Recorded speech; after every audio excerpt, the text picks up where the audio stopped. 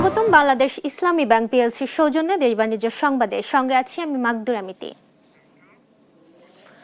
গত জুন মাসে দেশের সার্বিক মূল্যস্ফীতি কমেছে, একই সঙ্গে অস্বস্তি কমেছে খাদ্য মূল্যস্ফীতি ও খাদ্য বহির্ভূত মূল্যস্ফীতির ক্ষেত্রে। বিবিএস এর সর্বশেষ তথ্য বলছে জুন মাসে দেশের সার্বিক মূল্যস্ফীতি 0.26% কমে 9.16% হয়েছে গত মে মাসে, যেটি ছিল 9.42%। বিশ্লেষকরা বলছেন বিশ্ববাজারে জ্বালানি তেলের দাম কমা সহ দেশের মুদ্রা বাজারের স্থিতিশীলতা এবং বাজেট পরবর্তী সময়ে নিত্য পণ্যের দাম না বাড়ায় মূল্যস্ফীতি কমেছে। আগামী দিনে মূল্যস্ফীতি কমিয়ে আনার লক্ষ্যমাত্রা অর্জনে বাজেটে নেয়া নীতিগত পদক্ষেপের কার্যকর বাস্তবায়নে বাজার তদারকির পরামর্শ দেন তারা। আরাফাত ইসলামের রিপোর্ট। দেশের বাজারে দ্রব্যমূল্যের ঊর্ধ্বগতির মধ্যে কিছুটা স্বস্তির খবর দিয়েছে বাংলাদেশ পরিসংখ্যান ব্যুরো বিবিএস। প্রতিষ্ঠানটির সর্বশেষ তথ্য অনুযায়ী সদ্যসমাপ্ত জুন মাসে দেশের সার্বিক মূল্যস্ফীতি কিছুটা কমেছে। খাদ্য ও খাদ্য বহির্ভূত উভয় খাতেও মূল্যস্ফীতির হার কমেছে।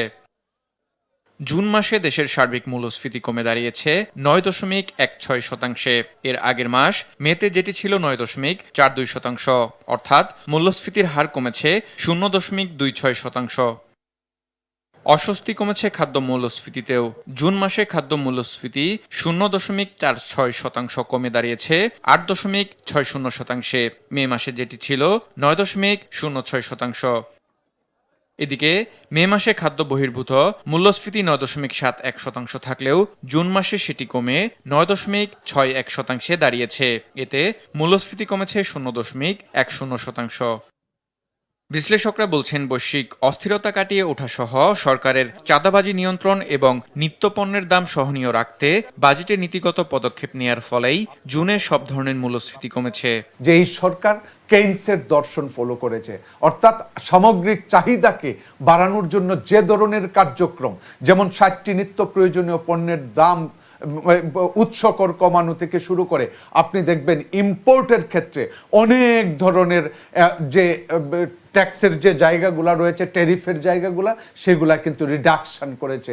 অতএব সেগুলার কিন্তু একটা প্রভাব অলরেডি পড়েছে এবং সামনে আমি মনে করি তার সাথে এডিটিভ অ্যাডভান্টেজ হচ্ছে ফুয়েল কস্ট একটা বড় এডিটিভ অ্যাডভান্টেজ তৈরি করবে মূল্যস্ফীতি কমাতে। তবে বাজেটের লক্ষ্যমাত্রা অনুযায়ী মূল্যস্ফীতি 7.5% নামিয়ে আনতে বাজার সিন্ডিকেট ভাঙার তাগিদ দেন তিনি। সেই সিন্ডিকেটের জন্ম যদি না হয়, অর্থাৎ ভাবে সরকার যদি তার মনিটরিং ব্যবস্থা মানে বাজার ব্যবস্থাটাকে একেবারে পুরো মাত্রায় মনিটরিং এর মধ্যে রাখেন। আরাফাত ইসলাম, দেশ টিভি, ঢাকা। দর্শক, মূল্যস্ফীতি নিয়ে সার্বিক আলোচনায় আমাদের সঙ্গে যুক্ত হচ্ছেন অর্থনীতি বিশ্লেষক মাজিদুল হক। মাজিদুল হক, আপনাকে স্বাগত দেশ বাণিজ্যে।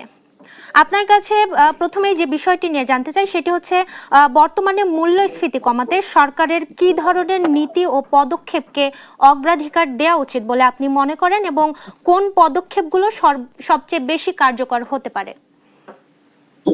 জি দেখুন, আমাকে শোনা যাচ্ছে? জি জি, শুনতে পাচ্ছি। দেখুন, খুব ভালো একটা বিষয়ের জন্য আমাকে ডেকেছেন। সেটা হচ্ছে যে দেখেন, আপনার বর্তমান সরকারের সব থেকে বড় চ্যালেঞ্জ হচ্ছে অর্থনীতিতে এখন হচ্ছে যে মূল্যস্ফীতি নিয়ন্ত্রণ করা। আপনার মূল্যস্ফীতি নিয়ন্ত্রণ করার জন্য বাজেটে সেটা বলা হয়েছে, আর মনিটারি পলিসি বলা হয়েছে যে আমরা 7.5%-এর ভিতরে আমরা 2026-27 অর্থ বছরের মূল্যস্ফীতি আমরা এর ভিতরে নিয়ে আসবো। কিন্তু বিষয়টা হলো দেখেন, মূল্যস্ফীতি নিয়ন্ত্রণ করার জন্য যে ধরনের পলিসিগত যে ধরনের সাপোর্ট দেওয়া দরকার, সেই ধরনের সাপোর্টের আমরা অনুপস্থিত দেখছি। তার কারণ হচ্ছে যে মূল্যস্ফীতি নিয়ন্ত্রণ করার দায়িত্ব শুধু মুদ্রানীতির নয়, শুধু মুদ্রানীতি এলন এটা করতে পারবে না। কারণ মুদ্রানীতির মাধ্যম দিয়ে আমরা পলিসি রেট বাড়িয়ে আমরা মূল্যস্ফীতি, আমরা ডিমান্ড কমিয়ে আমরা মূল্যস্ফীতি নিয়ন্ত্রণ করার চেষ্টা করছি। কিন্তু বাংলাদেশের কনটেক্সটে শুধু মুদ্রানীতি মূল্যস্ফীতি নিয়ন্ত্রণ করার একমাত্র ভূমিকা রাখতে পারবে না। দ্বিতীয় নম্বর কথা, মূল্যস্ফীতি নিয়ন্ত্রণ করার জন্য আপনাকে যে আর্থিক নীতি রয়েছে, ফিসক্যাল পলিসি এবং মনিটারি পলিসি, আর্থিক নীতি এবং মুদ্রানীতির ভিতরে আপনাকে অবশ্যই সামঞ্জস্য থাকতে হবে, অবশ্যই আপনাকে মিল থাকতে হবে। আচ্ছা, গেল। দ্বিতীয় নম্বর কথা হলো যে এইটির পাশাপাশি বাংলাদেশের কনটেক্সটে যেটা দেখা যায়, যেটা সরবরাহ চ্যানেলের একটা বিঘ্নিত সবসময় ঘটে থাকে। সরবরাহ চ্যানেলটা খুব উন্নত একটা সরবরাহ চ্যানেল বাংলাদেশে থাকতে হবে, এবং এটার পাশাপাশি যেটা যুগের পর যুগ আমরা দেখতে পাচ্ছি যে সিন্ডিকেট ডেভেলপ হচ্ছে বারবার। তো যে কোনো উৎসবকে কেন্দ্র করে, পূজাকে কেন্দ্র করে, ঈদকে কেন্দ্র করে, রমজানকে কেন্দ্র করে সিন্ডিকেট ডেভেলপ হয়। এই সিন্ডিকেট গুলোকে আপনাকে নিয়ন্ত্রণ করতে হবে। সরকার যদি, রাষ্ট্র যদি চায় সিন্ডিকেট নিয়ন্ত্রণ করা, সেটা সরকারের জন্য 24 ঘন্টার বিষয়। এটা আমি সরকারের কাছে বলবো, তাহলে মূল্যস্ফীতি দেখবে যে অনেক কমে গেছে। আরেকটি বিষয় হচ্ছে দেখেন যে পরিবহন ব্যয় তো আসলে জ্বালানি তেলের দাম যেহেতু বাড়ানো হয়েছে কিছুদিন আগে, সুতরাং পরিবহন ব্যয় তো বেড়েছে, এটার একটা প্রভাব তো থাকবেই, মূল্যস্ফীতির প্রভাব থাকবেই। এর পাশাপাশি যেটা করতে হবে বাংলাদেশে, আপনার যে আমরা কিন্তু পরোক্ষ করের উপরে নির্ভরশীল হয়ে পড়েছি।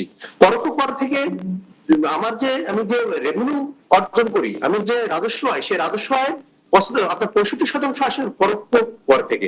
তো সুতরাং পরোক্ষ করের উপর যখন আপনি নির্ভরশীল হয়ে পড়বে, তখন মূল্যস্ফীতি কমানো এত সহজ কাজ না। মূল্যস্ফীতি বাড়তে থাকে, কারণ আপনি হঠাৎ করে ভ্যাট বাড়িয়ে দিবেন, হঠাৎ করে আমদানি শুল্ক বাড়িয়ে দিবেন, আপনার সেলস ট্যাক্স বাড়িয়ে দিবেন। সুতরাং এই বিষয়গুলোতে আপনার মূল্যস্ফীতিতে প্রভাব পড়ে। সুতরাং আমার কাছে মনে হচ্ছে যে একটা সরবরাহ চ্যানেল, উন্নত একটা সরবরাহ চ্যানেল করতে হবে।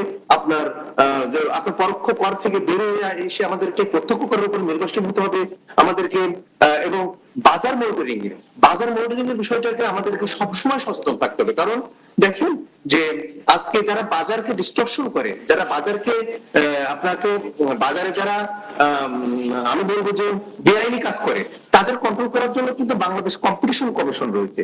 সেই বাংলাদেশ কম্পিটিশন কমিশনকে খুব শক্ত হতে নিয়ন্ত্রণ করতে হবে। বাংলাদেশ কম্পিটিশন কমিশনকে শক্তিশালী কম্পিটিশন কমিশন হতে হবে, যেটা ইউরোপে রয়েছে, যেটা ভারতে রয়েছে। আমি বলবো যে বাজার ডিস্টর্শন যাতে না হয়, বাংলাদেশ কম্পিটিশন কমিশনকে খুব শক্ত হতে নিয়ন্ত্রণ করতে হবে। এখানে জবাবদিহিতার আওতায় আনতে হবে। আপনার লার্জ যারা কংগ্লোমারেট রয়েছে, যারা সিন্ডিকেট তৈরি করতেছে, সিন্ডিকেটকে যারা উৎসাহিত করছে, তাদেরকে আপনাকে বাংলাদেশ কম্পিটিশন কমিশনের মাধ্যম দিয়ে তাদেরকে নিয়ন্ত্রণ করার চেষ্টা করতে হবে। আপনি জানেন যে সরকার চলতি অর্থ বছরে মূল্যস্ফীতি 7.5% নামিয়ে আনার লক্ষ্য নির্ধারণ করেছে। আর বর্তমান যে বাজার পরিস্থিতি এবং সরবরাহ ব্যবস্থা এবং বৈশ্বিক যে অর্থনৈতিক প্রেক্ষাপট, এই লক্ষ্যে পৌঁছাতে আসলে কতটা সময় লাগতে পারে বলে আপনি মনে করেন? আপনার কথাটা কেটে গেছে, একটু বলবেন প্রশ্নটা? হ্যাঁ, আমি পুনরায় আপনাকে প্রশ্নটা বলছি। সেটি হচ্ছে, সরকার চলতি অর্থ বছরে মূল্যস্ফীতি 7.5% নামিয়ে আনার লক্ষ্য নির্ধারণ করেছেন, এবং বর্তমান যে বাজার পরিস্থিতি এবং বৈশ্বিক অর্থনৈতিক প্রেক্ষাপট, এই প্রেক্ষাপটে আসলে এই লক্ষ্যে পৌঁছাতে কত সময় লাগতে পারে বলে আপনি মনে করেন? দেখুন যে বাংলাদেশের মূল্যস্ফীতি নিয়ন্ত্রণ করার জন্য আমরা মুদ্রানীতি ঘোষণা করছি আপনার বছরের পর বছর। আমরা বলছি যে আমরা বাজার নিয়ন্ত্রণ করবো, আমরা সিন্ডিকেট নিয়ন্ত্রণ করবো, এটা কিন্তু আমরা বলছি। মুদ্রানীতি শুধু ঘোষণাই করা হচ্ছে, কিন্তু মুদ্রানীতির যে আপনার মূল্যস্ফীতি নিয়ন্ত্রণ করার জন্য যে মুদ্রানীতি হাতে নেওয়া হচ্ছে, যে সংকোচনমূলক মুদ্রানীতি, সেই সংকোচনমূলক মুদ্রানীতি কিন্তু আপনার এটা একটা ফ্রেমের ভিতরে রয়ে গেছে, কিন্তু এটা মূল্যস্ফীতি নিয়ন্ত্রণ করা যাচ্ছে না। সুতরাং বর্তমান যে বাস্তবতা, এই বাস্তবতা মূল্যস্ফীতি আপনার নিয়ন্ত্রণ করা আপনার কারণ কি আমি বলি, কারণ হচ্ছে যে কেন যাবে না, তার 7.5% কেন আমাদের অসম্ভব। তার কারণ হচ্ছে যে আপনার তো বাজেট ফাইন্যান্সিং, যে ঘাটতি বাজেট রয়েছে, এটাকে ফাইন্যান্সিং করার জন্য তো আপনাকে ব্যাংক খাত থেকে ঋণ নিতে হবে সরকারকে। সরকার যখন ব্যাংক খাতের উপরে নির্ভরশীল হয়ে পড়ে, এবং যে ঋণটা প্রাইভেট খাত পাওয়ার কথা, সেই ঋণটা সরকার পায়, তখন কিন্তু আসলে ক্রাউডিং আউট ইফেক্ট হয়। ক্রাউডিং আউট ইফেক্টে একটা মূল্যস্ফীতি পারে কিন্তু। সুতরাং মূল্যস্ফীতি তো আপনার আমি বলছি যে আপনার পলিসিগত একটা সাংঘর্ষিক রয়েছে, নীতিগত সাংঘর্ষিক রয়েছে। এই নীতিগত আমি বলছি মূল্যস্ফীতি নিয়ন্ত্রণ করবো, কিন্তু আমি ব্যাংক খাত থেকে আমি ঋণ গ্রহণ করবো, যেটা প্রাইভেট খাত বঞ্চিত হবে, তখন তো আপনার মূল্যস্ফীতির একটা প্রভাব পড়বে। আরেকটা হলো যে আপনার ন্যাচারাল ক্যালামিটি, আপনার যে বন্যা হবে, সেই বন্যাতে যদি আপনার চাহিদা এবং যোগানের অসামঞ্জস্য থাকে, তাহলে তো আপনার মূল্যস্ফীতি বাড়বে। সুতরাং এবং আপনার যদি বৈশ্বিক পণ্যের দাম যদি বেড়ে যায়, যেরকম যে আপনার আমেরিকা থেকে যে গম আমদানি করবেন, সেটার দাম এখন কিছু ডলার বেশি দিয়ে আপনাকে আমদানি করতে হচ্ছে। সুতরাং আমদানি ব্যয় যদি আপনার বেড়ে যায়, তাহলে তো দেশের বাজারে আপনার এটা প্রভাব পড়বে, মূল্যস্ফীতি আপনাকে বেড়েই চলবে। সুতরাং মূল্যস্ফীতি কমানোর জন্য যে সিদ্ধান্ত গ্রহণ, আমরা মনিটারি পলিসিতে খুব জোর দিয়ে বলি, কিন্তু আসলে বাস্তবে আমরা এটা ফ্রেমের ভিতরে থাকি, কিন্তু বাস্তবে এটা মূল্যস্ফীতি নিয়ন্ত্রণ করা যাচ্ছে না। এটার জন্য আসলে বাজার নীতি, মুদ্রানীতি এবং আর্থিক নীতি এবং এটার সাথে বৈশ্বিক যে নীতি এবং এটার সাথে যে অন্যান্য যে নীতিগুলো রয়েছে সেই নীতিগুলোকে সামঞ্জস্য করেই আমাকে সামনের দিকে এগিয়ে যেতে হবে এবং সুন্দর একটা সরবরাহ চ্যানেল আমাকে তৈরি করতে হবে। আরেকটা বিষয় হলো যে খাদ্যের নিরাপত্তা, খাদ্য নিরাপত্তাটা আমাকে সবসময় রাখতে হবে।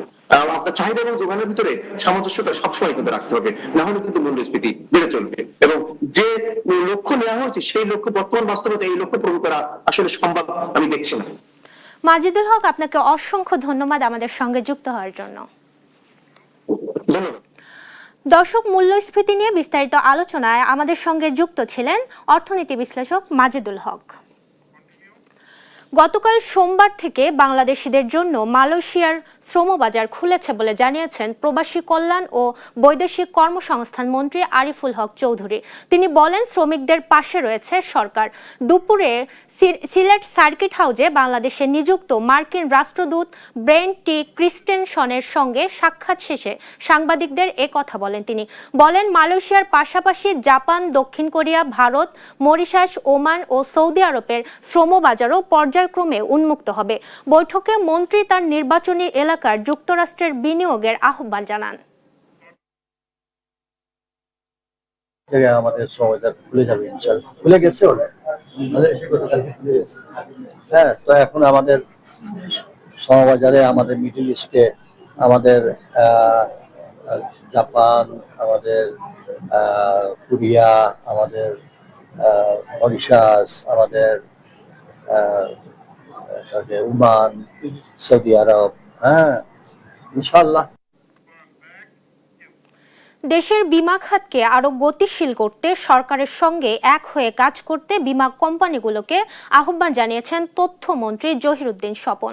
মঙ্গলবার সকালে রাজধানীর বেইলি রোডে ন্যাশনাল লাইফ ইন্স্যুরেন্সের ৪২ বছর প্রতিষ্ঠা বার্ষিকীতে একথা জানান তিনি। বলেন, অর্থনীতি বেগবান করতে বিমা জগতের গুরুত্ব অপরিসীম। একজন নাগরিকের বিমা নিশ্চয়তা থাকলে সে নিরাপদ বোধ করবে এবং নাগরিক নিরাপদ বোধ করলে উদ্যোক্তা মনোভাবকে কাজে লাগিয়ে দেশের অর্থনীতিতে অবদান রাখতে পারবে।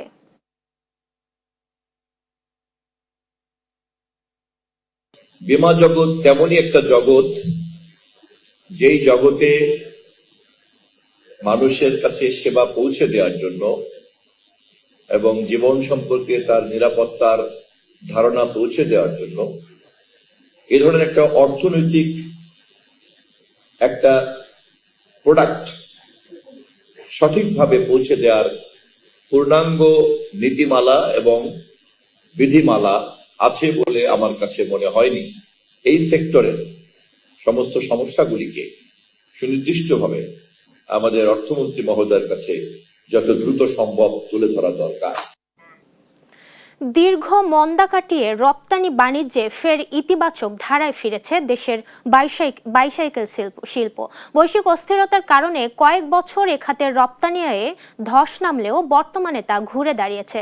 সদ্য বিদায়ী অর্থ বছরের মে পর্যন্ত বাইসাইকেল রপ্তানি গেল অর্থ বছরের তুলনায় 28.3% বেশি হয়েছে।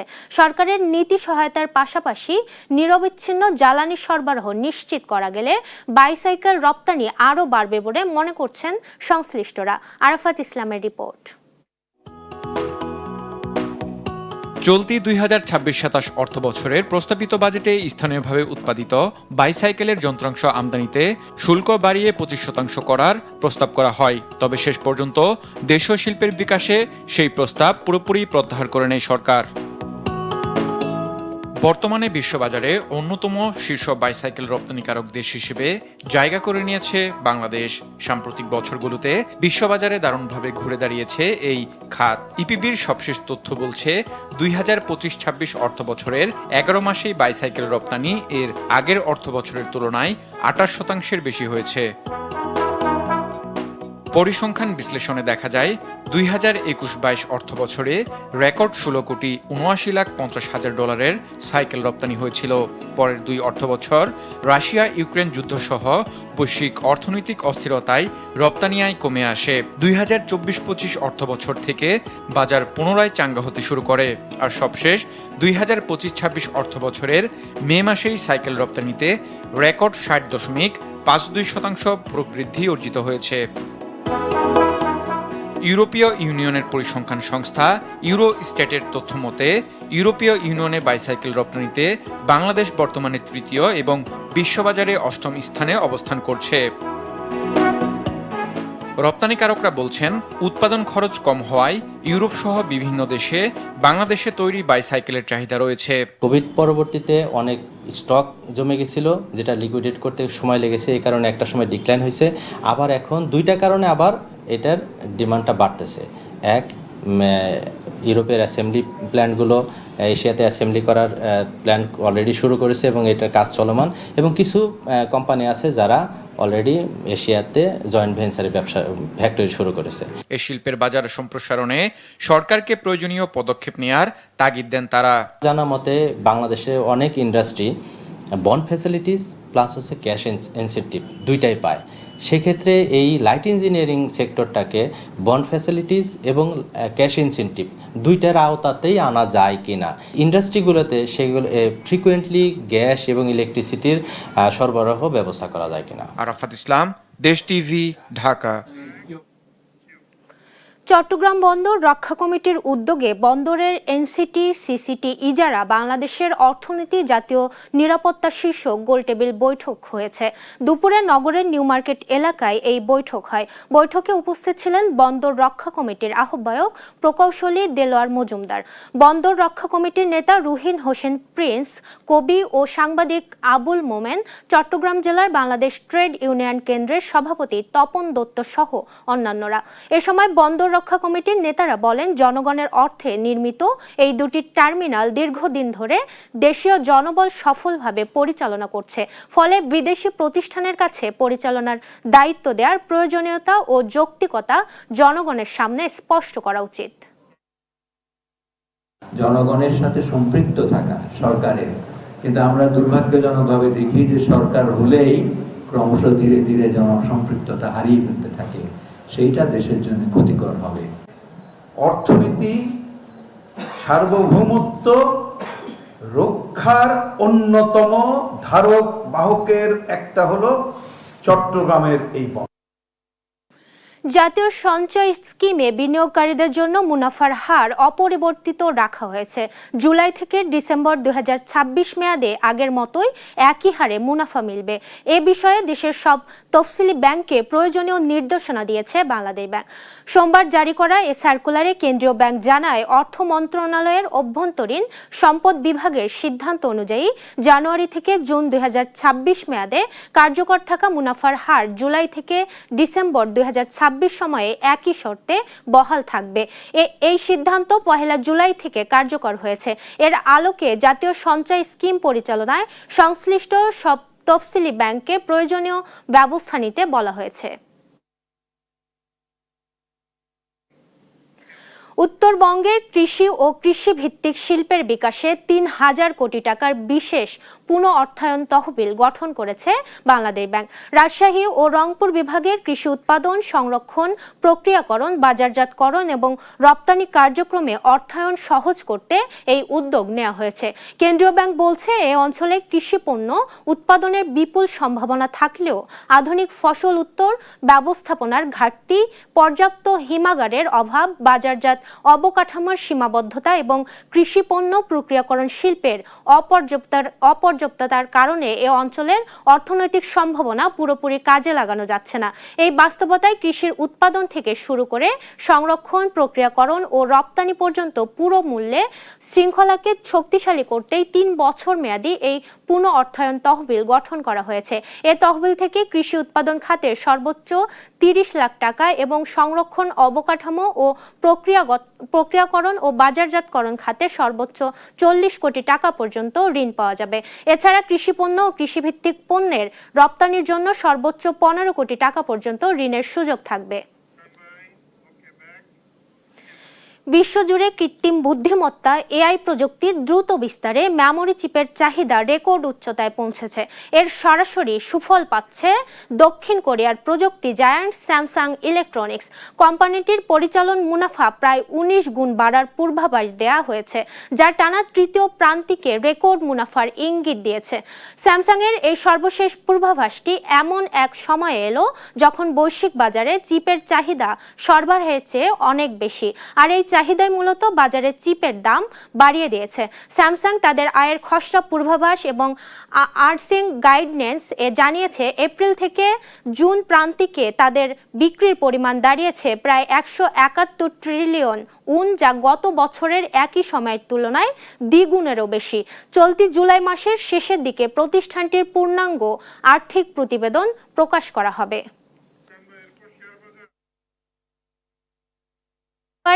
দেখে নেব পুঁজিবাজারের লেনদেন পরিস্থিতি। আজ ঢাকা স্টক এক্সচেঞ্জের ডিএসইএক্স সূচক 12 পয়েন্ট কমে অবস্থান করছে 5781 পয়েন্টে।